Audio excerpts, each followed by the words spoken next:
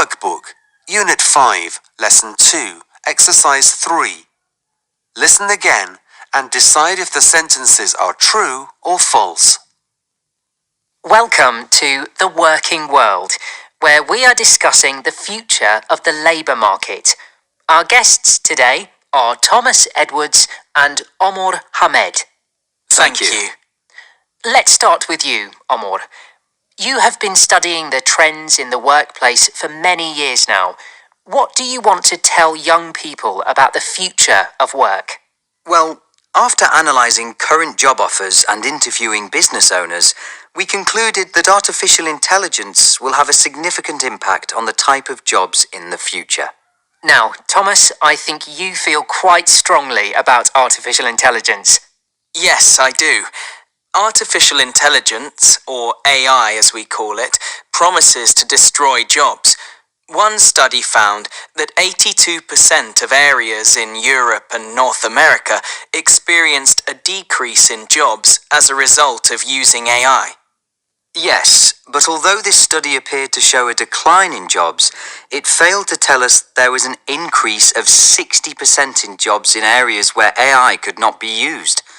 Plus, an earlier study tells us that only 5% of jobs can be completely substituted by machines. So, what jobs will be less affected by AI? It is clear that jobs that need to use interpersonal skills are a lot safer from being substituted by AI.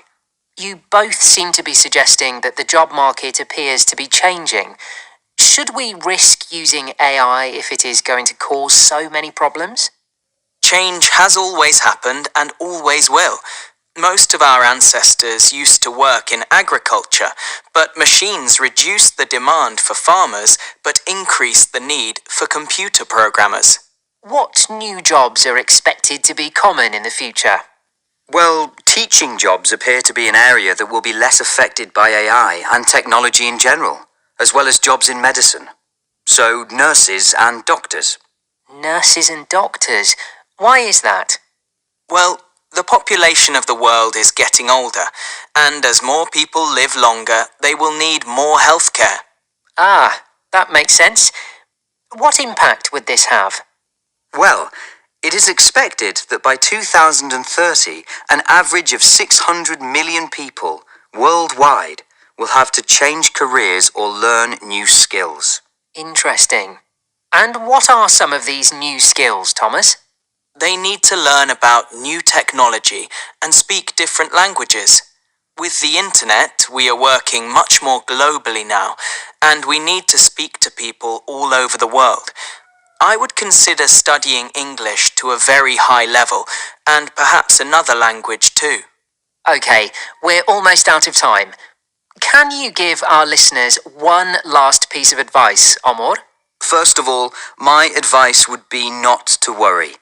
If you are at school now, do not give up the idea of your dream job.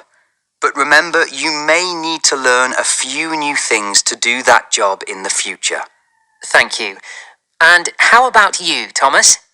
Although I don't often agree with Omar, I do on this point. Adapting is the key, and you have to continue learning new things. This is more important now than ever. Well, thank you both very much for sharing your advice and giving us all a better idea of the world of work in the future.